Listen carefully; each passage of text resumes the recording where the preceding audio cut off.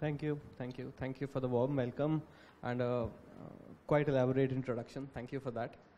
We'll probably, Kunal Bajaj as a seasoned entrepreneur, I would say, we have an interesting session on the startup challenges from a startup perspective. But probably we'll start with a quick round of introduction, Kunal, and we'll introduce ourselves. Yes, we have already got an introduction. So I head digital and innovation in Sodexo. So just to set the context in terms of what we want to drive out of this agenda is we will try to juxtapose the enterprise perspective of the scaling up of a startup and the startup's real challenges of scaling up. Sodexo, as you know, most of you will know Sodexo from a key benefits and rewards player, which it is most known for. But Sodexo is in some of the other activities, including food services and facility management services.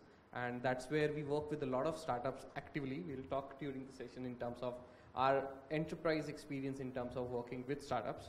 But Kunal, if you can quickly introduce yourself Sure. and some of the highlights of your entrepreneurial journey quickly. Thank you. So good afternoon. I think I would say 100 out of 100 people in this room probably not heard of our company, CloudExtel. We're still a very young stage startup, though we are about 6 years old now. We provide cutting edge technology and infrastructure services to telecom companies.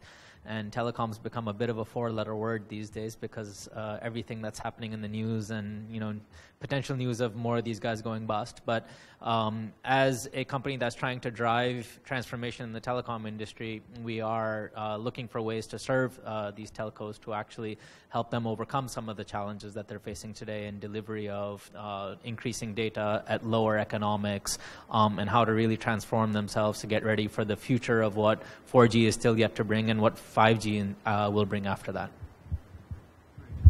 Great, thank you, Kunal. So quickly, probably set the context more in terms of the topic of the startup challenges. I think in the context of Sodexo, and since we provide various services in the context of, let's say, workplace, hospitals, schools, and universities, etc. Over the period of time, we see that the overall client expectation or the consumer expectations is changing. So we as a service provider, if we provide the service to a same consumer in a hospital, in the context of hospital and in the context of a corporate, the expectation being KYC, as in know your customer in our industry, is probably slightly different than in the banking domain. It means that I as a consumer, if I'm in a corporate, if I'm working and I go in a hospital where there is the same service provider, so you should know me as who I am and what kind of needs I have, what kind of behaviors that I have. If I then go to a particular, let's say my child's school, and if I have the same service provider, I expect the service provider to know me, what is my, behavior there and what kind of services that I would need from there. And hence, this particular, and even though we are a B2B business, this shapes the overall conversation, with the clients, right? And, we have been very extensive manpower solution company over the period of time, but with the advent of digital services, the conversation has changed. So, let's take, for example, benefits and rewards, and it has always been, maybe some of you and most of you maybe have used the paper-based coupons that are there in the market. But the conversations have evolved. If you are a benefits and reward service provider, what is the platform that you use to facilitate that service for my employees? If you are let's take a trivial example of a cleaning service, which is a large part of our business today. People used to ask that how much manpower you would deploy or you would require to have the right kind of cleaning services to be deployed in my facility, which could be as high as 10 million built up area. But today people are asking more about what is the platform that you are going to use for me to ensure that there is right level of cleaning that is done in my facility. So the conversations have evolved.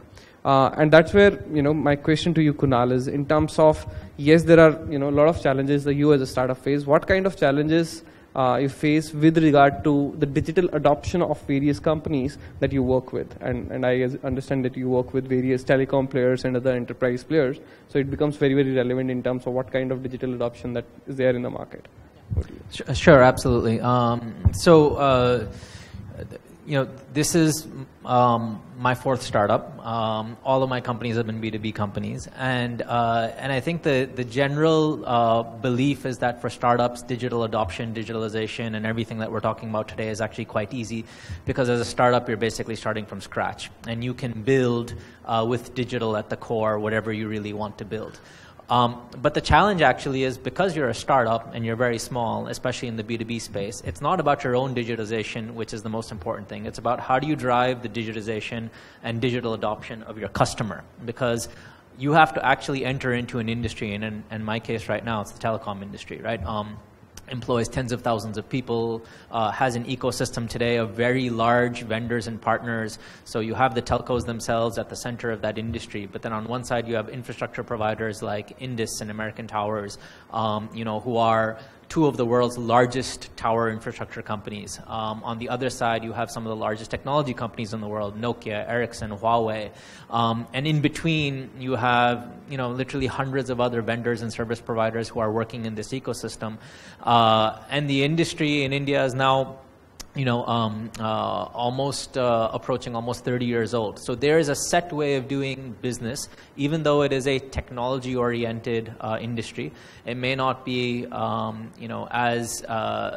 may be more forward-looking than some of your traditional, say, manufacturing types of industries, but still, there is a set way of doing business. There's a set way of thinking about technology and technology evolution.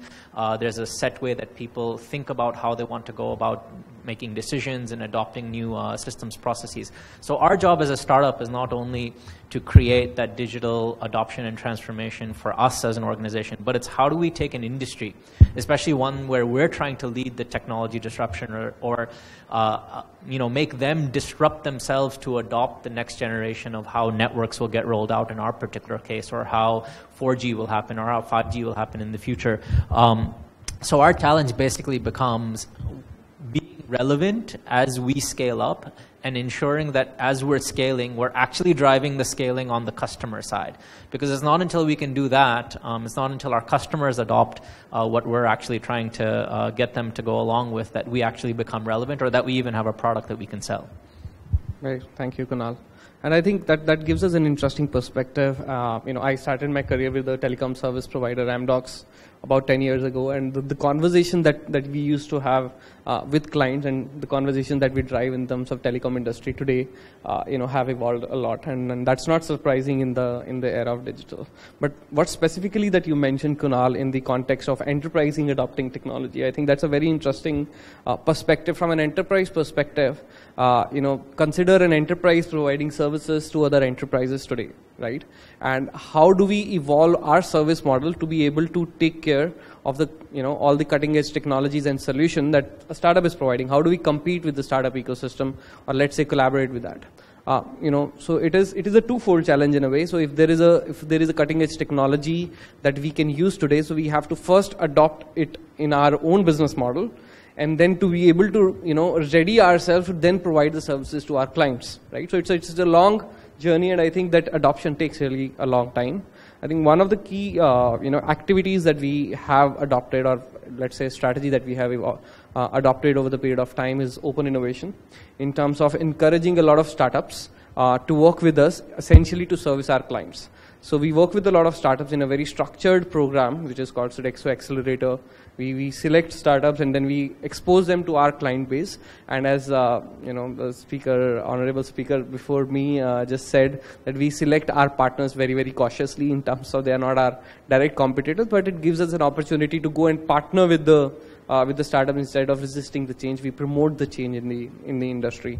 And hence, what happens is, in terms of, I don't have to completely adopt the technology within the context of our own enterprise, but we together, along with the startup, go to a particular enterprise to provide that services and those new kind of services that can. And there are very interesting challenges in terms of the scale up that we face with these startups. But probably, Kunal, I think we'll start from that. What do you think are some of the other key challenges for startups to scale? Yes, digital adoption being one of them, and probably one of the key challenge for a B2B startup like you. What are the other key challenges that you face, or you think that in your similar industry that startups face today? No, so I think you raised a very important point in the B2B ecosystem about competition versus cooperation in an open ecosystem environment.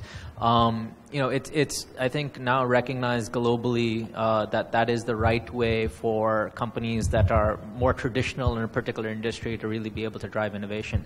So the service that we're building is very much modeled after Amazon Web Services, AWS, and we're trying to bring that to the telecom space in terms of how telcos roll out. So if you think about AWS when they started out, and same for a lot of these cloud services, Dell, HP, who were the large companies at that time. Amazon obviously was a large company in its own right, but as a division, AWS was not, and particularly the other early cloud service providers. So Dell and HP considered them competition, right? But now they're their biggest customer.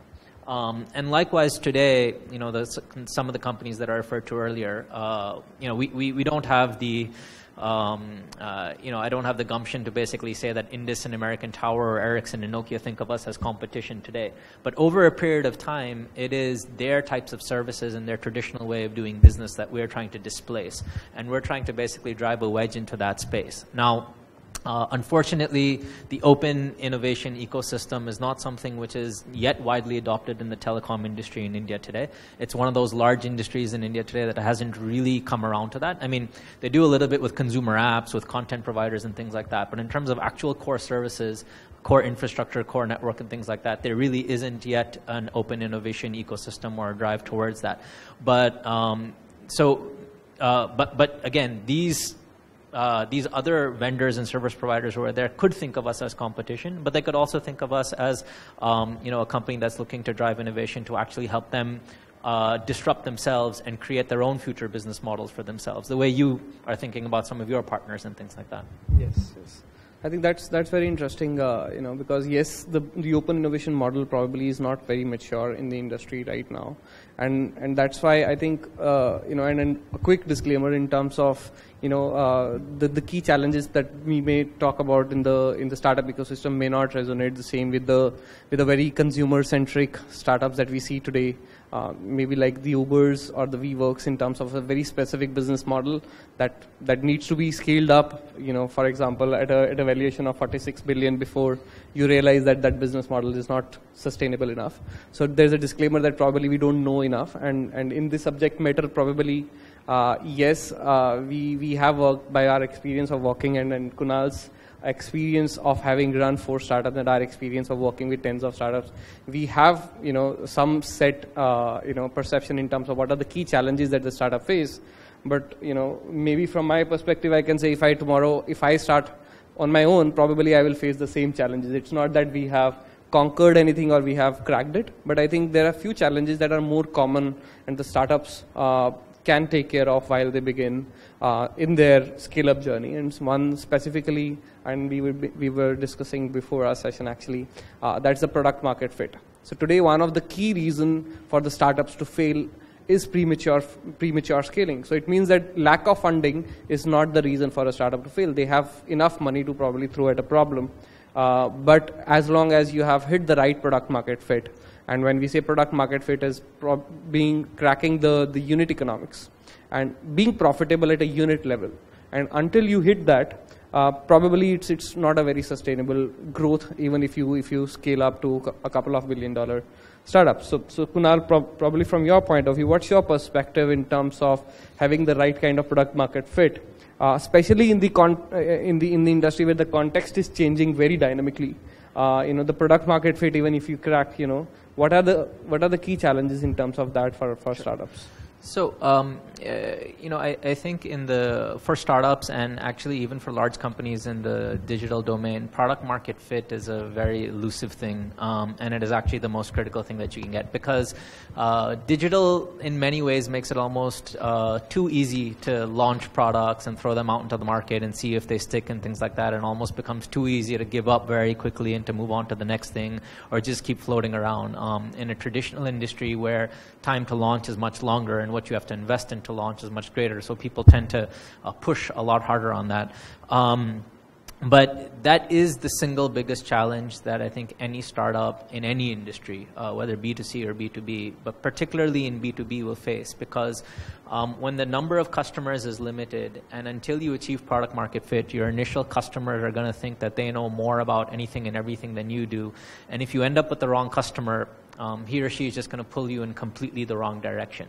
And that's happened to us today. It's happened to me in my past startups many times, where the direction you're getting pulled into for a product, to try and drive and realize what people call product market fit, is actually completely the wrong direction, because you're going into a completely customized solution, let's say for a particular customer, or you're going into a market space which is actually very small, and you're completely ignoring an opportunity which is much larger, either from an industry perspective or even from a geography perspective. So the single biggest challenge is, how do you navigate from building the first, minimum viable product, or MVP, to the beta launch, to actually achieving that product market fit, where you can say, I've identified who is my customer, who is the right customer, not only who is the customer, but who is the right customer to have, because you can have many customers, in the right industry with the right characteristics, and finally the right commercial model. Because even getting to that final point, there may be a huge desire for what it is that you want to build. If you take a consumer example today, everybody in here uses WhatsApp, I'm sure. Most people in here would be using Truecaller.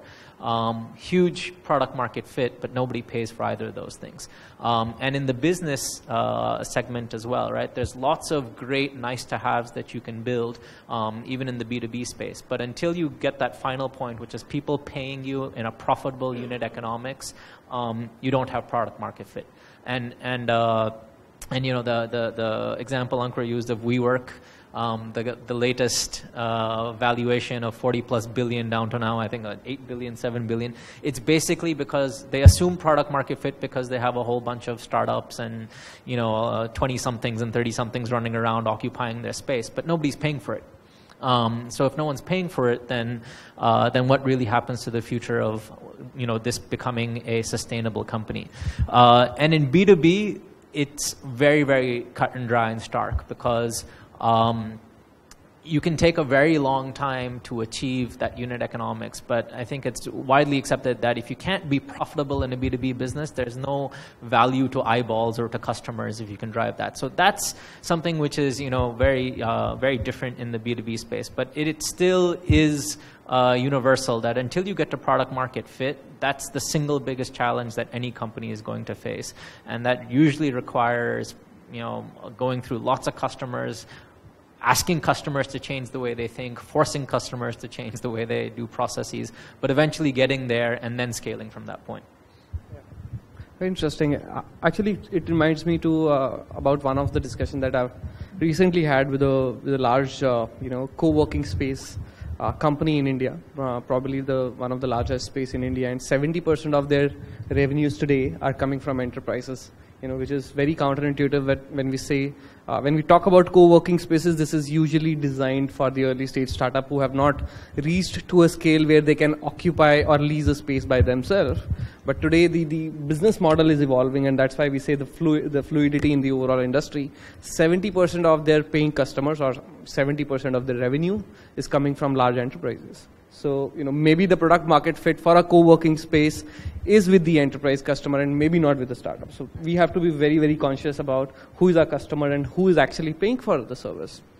That actually brings a very interesting conversation about the pricing model in terms of the commercial model, as you very briefly touched upon, Kunal. That commercial model is usually, people forget about it, or at least avoid it until the time they scale up enough. But when we talk about sustainable business, it has to be the part of product market fit. And what is particularly interesting is that when you work with a particular segment of customers, they drive your product in a particular direction and give you a particular direction, and hence there is a particular pricing model to it. But what I see probably the second reason for startups not being able to scale up is that customer is from the right segment. Have you done enough market sizing for that customer segment? And if the market sizing for that customer segment is not large enough, probably it's not lucrative for you to run behind that customer or run behind that segment for a long time. That's for an example, If you are so focused about the telecommunication industry, and if you feel that there are only very limited number of players there, and for one particular player or one particular customer, you can only earn so much revenue, so probably the market size is not enough, right?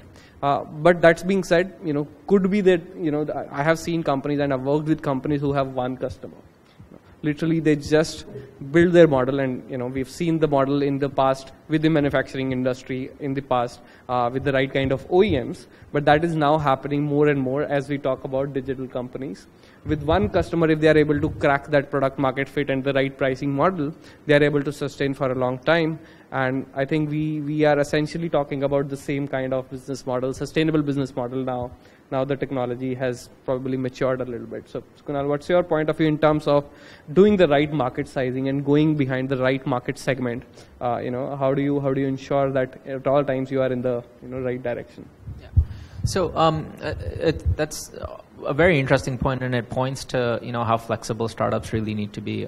If we look at any of the unicorns or decacorns that are out there, particularly the consumer-facing ones, none of them are doing what they set out to do on day one. I mean, not a single one of them actually has the same business model or the same customer base or the same commercial model than what their first pitch deck or even their second or their third or their fourth, right?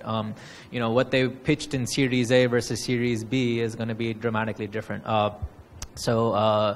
We take Paytm as an example. I was on the board of directors of Paytm when Paytm, as we know today, was actually launched. Before that, it was a telecommunications VAS provider, and the entire focus was on providing value-added services to telcos. There were more telcos at that point, but to your point about having, maybe one or two. So clearly, at that point in time, we had a limited number of very, very large customers. And the birth of Paytm came because of wanting to basically do mobile recharge, which again was very much tied to the same customer base, the telco customer base.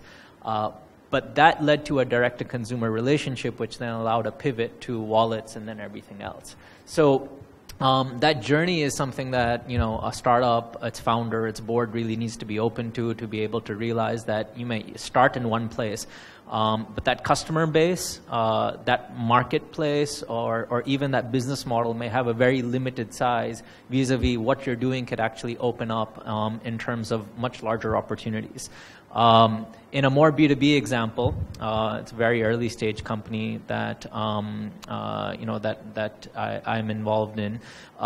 They started off in the logistics sector doing only last mile delivery, and the major customers were only the .com guys: Amazon, Flipkart, Big Basket, etc., etc.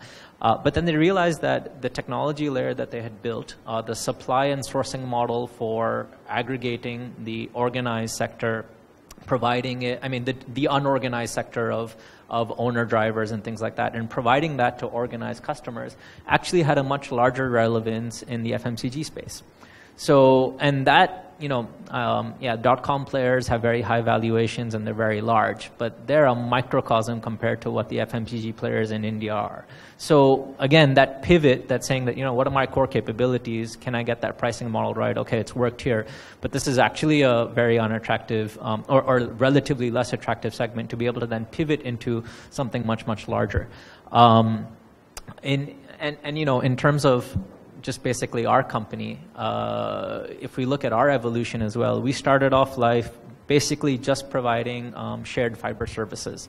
And as we started evolving, we realized that from a telco's overall network spend, only about 15 or 20% is actually spent on fiber, whereas the balance is actually spent on the radio network. And that is what our main focus is now, and sort of our next 5 years of growth are really going to be dependent on taking the relationships that we've built and the know-how that we've built, but really moving from fiber into the radio network side of things.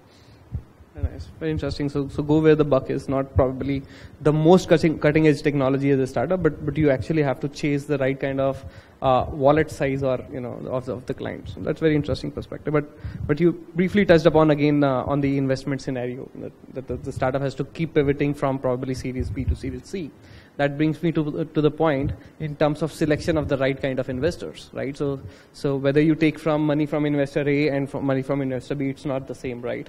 And now we see most of the startups are now going for probably more strategic investors than just the financial investors, right? But there has been there are pros and cons for both of it. If, for example, if a strategic investor is from a segment or an industry where you don't see a lot of future in, so probably that's not the best strategy for you to take the money from that strategic investor.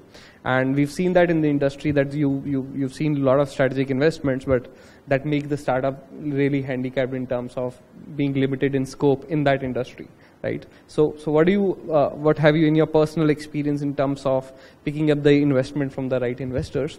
How do you think that the selection of right investors helps, or not so much of help to the startups to scale up? So yeah, I mean, picking up the right money from the right places is it's a very qualitative thing, right? Because in hindsight, everything looks very easy to analyze. So in hindsight, everyone will say, oh, the SoftBank Vision Fund has destroyed WeWork and Uber, and maybe it's going to destroy Oyo and things like that. But it's very easy to sort of look backwards and say that, because just 2 years ago, when all of these guys were raising billions of dollars and SoftBank Vision Fund was coming in and saying, I'm going to place $1 billion here, $1 billion there, the whole world was like, oh my God, it's so visionary, right? It's the Vision Fund. Huge amounts of money, placing bets that no one else is willing to place, creating mammoth companies that no one else is willing to, think of that level of scale and things like that. So it's difficult to really,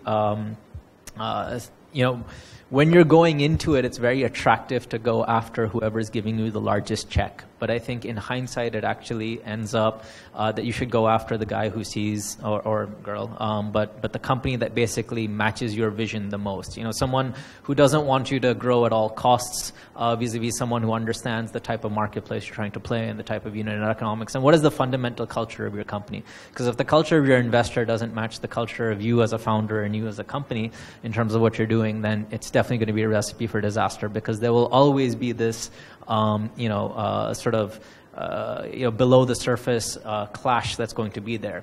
And some investors, if you look at it, and nothing against investors because they play a very critical role, but remember, an investor that comes in, you're potentially, as a startup, you're one of 20 bets that maybe that investor has made.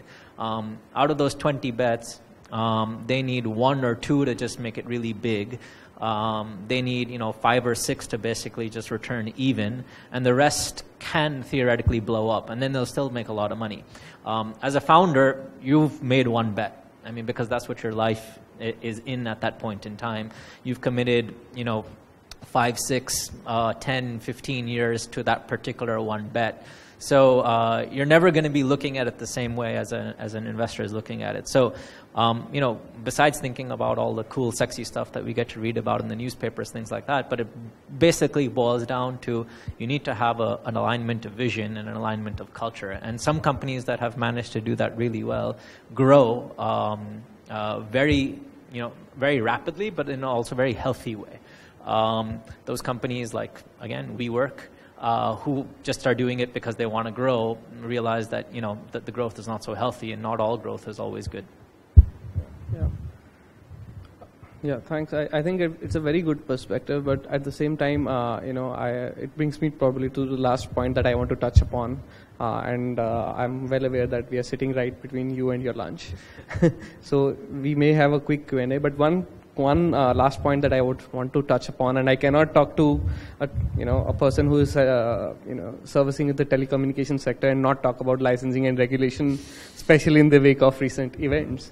And it is absolutely one of the key important aspect for the startups to scale up. And a lot of startups that we work with, we see that the startups are not usually well equipped and well aware of the regulations and licensing requirements in a particular industry. And that makes it very difficult for the startups to scale up, especially in terms of enterprise partnerships. So even that regulation or licensing is not directly applicable to you, for example, GDPR or any other privacy related regulations, especially in the industry that we operate in. We have very, very strong regulations from the RBI. And if the startup is not regulated and the startup is not well aware of the whole context of regulation, it is very difficult for us to partner with the startup, even though he has a perfect product market fit, he even has a perfect pricing model for us. So, that's what we realize, that, even the large companies are today facing in terms of understanding the right kind of regulations and licensing, especially in case of a dynamic environment and evolving technology space. So how does that, Kunal, helps or not so much of help to you in terms of scale up, the regulation and licensing in the whole industry? Yeah, absolutely. So I think, again, it goes back particularly to B2B startups, but also in B2C. It's part of creating a real business, right? So if you're looking to go out and create a real business, one side of it is driving, transformation, because, a startup is in existence, again, as we discussed earlier, basically to create some sort of transformation.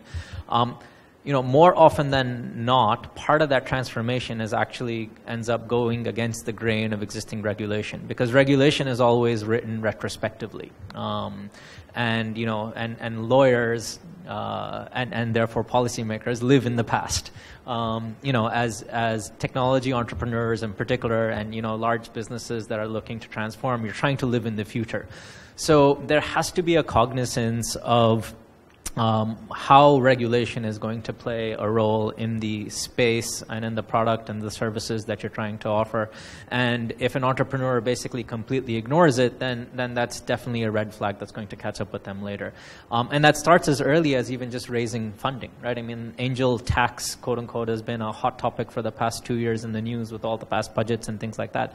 And it's not just news. I mean, lots and lots of entrepreneurs, especially younger ones, have gone out there and basically said, you know what, someone wants to give me money, let me take it, without worrying about, how do I account for it, how do I register it, what do I do with my company, do I file with the ROC, what do I need to do, et cetera, et cetera. It's like, someone wants to give me money, let me take the money and then I'll figure it out later. But that type of stuff actually really catches up with them. And so if you think about, a lot of hot spaces in the consumer area, food tech, well, if you don't have FSSA regulation or or clearance or things like that, you can get shut down. I mean, your business can go away. In logistics, like I said, if you're not following e-way bills and GST and things like that, your entire trucks and shipments and everything will get stopped en route, and you'll lose all your customers. Obviously, in telecom, I don't know, it's probably a toss-up between telecom and banking, which is more regulated, but definitely one of the two most regulated sectors in the country today. If you're not aware of what's happening, and we as an organization actually have 2 licenses from the Department of Telecom in order for us to do our businesses. So it's not convenient. It's definitely not startup friendly from that perspective, that you have to deal with this. But it's not an India only problem. There are regulations in these industries around the world, and therefore consumer protection, business protection, and it's just part of the business that you have to run, that you have to be on top of this. Great. Thank you, Kunal, for the very interesting perspective on regulations and overall in terms of the startup challenges for scaling up. We'll quickly open the floor for certain questions. If you have, please raise your hand and just introduce yourself and ask the question.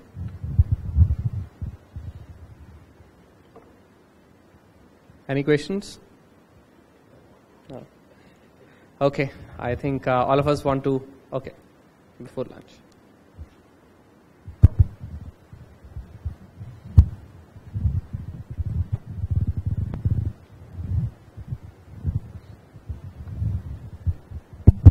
Yeah, hi, Vishwanath here from Kalpataru. My question is on how do startups deal with the regulatory atmosphere, considering that most of the codes have become more of activists, and the system gears up against you.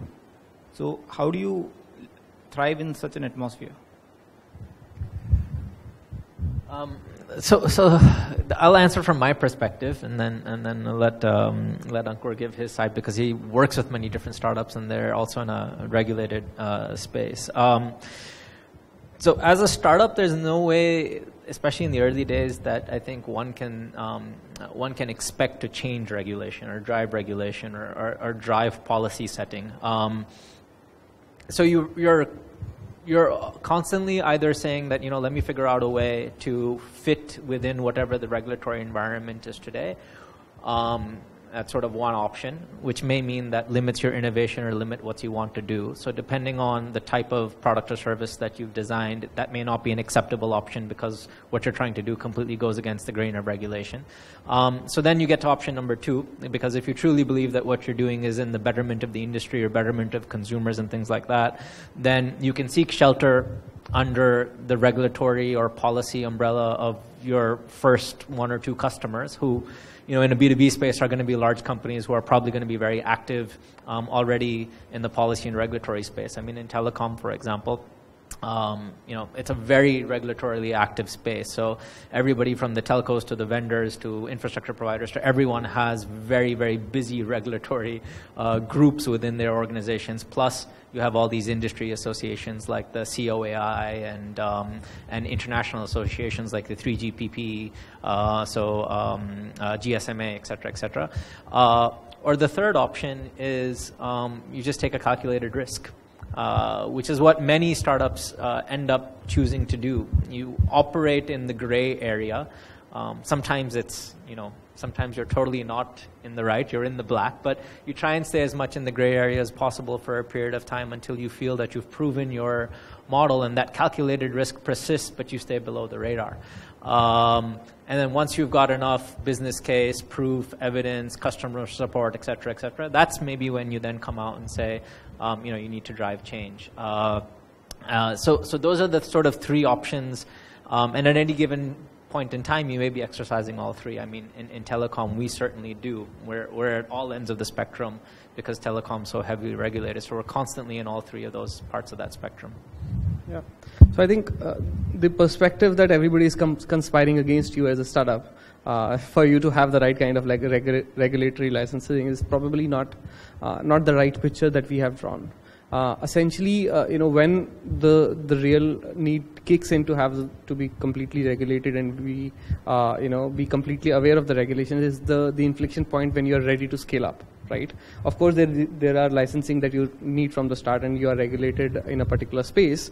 But when you really want to scale up, and then probably regulators are not chasing the early stage startups, but regulators are definitely chasing where the volume of the business is. And hence, as a startup, if you really want to scale up and work with the enterprise customers, and that's where you really need to be sure that you are compliant, you have the right kind of licensing and right kind of regulations. Now we live in a hyper-collaborative world. It's not that, for example, a lot of startups that we work with will need to have a license to issue a prepaid instrument, which may take years to acquire, right? And we live in a hyper-collaborative world wherein various different stakeholders come together to provide a service in collaboration and not in isolation, right? So to gather that license to be regulated, you can just simply get into a partnership with a bank, right? So it is not always difficult and not always it is conspired against a startup, but it is purely from a regulatory point of view. The regulators need to be completely informed that who do we catch in case of a conflict or who do we catch in case of a lapse. And we have to be, as a business, we have to be always accountable for all the business activities that we do. And that same goes for enterprises, same goes for startups.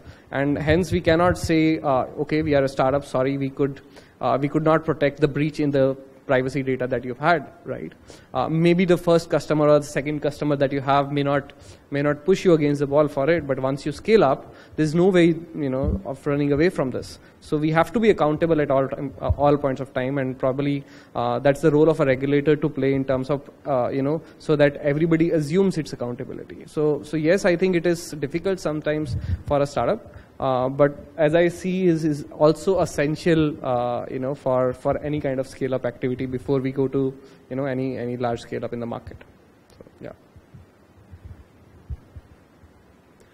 Okay, so I think everybody is waiting for the lunch. I just had a question. Yes. If I could. Okay. Yeah, sure.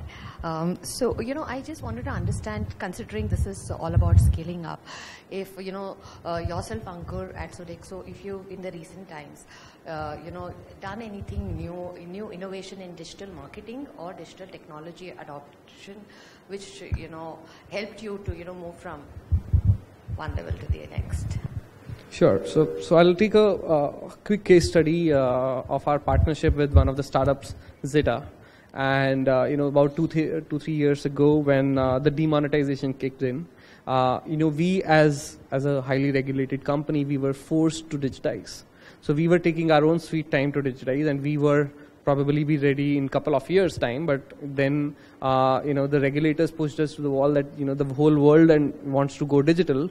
Okay, so we give you times for 3 months, or let's say 6 months. So the entire coupon or the paper coupon has to be replaced by a digital wallet, right? So what do we do then? As an enterprise, we'll probably not be able to adopt digital as quickly as we would want to. But at the same time, as I earlier mentioned, this is a hyper-collaborative world, and we went out and we looked at who are the key players in the ecosystem who we collaborate with. So, and it turned out the startup that we partner with had all the resources from the point of view of technology, and we had all the resources from the point of view of an enterprise, the right kind of customers, right kind of contracts in place. So why don't we collaborate together? So we partnered with Zeta, and recently we invested in Zeta. And that's how the partnerships work. If there is a proven partnership, there is an investment goes with it, and hence we have strategically invested in Zeta in India so that we can provide digital services to our clients through Zeta platform. So that's one of the case study that I could think of is the most prominent in this space. Thank you. Thank you. Thanks everyone. Thanks for being a very nice audience, and over to you.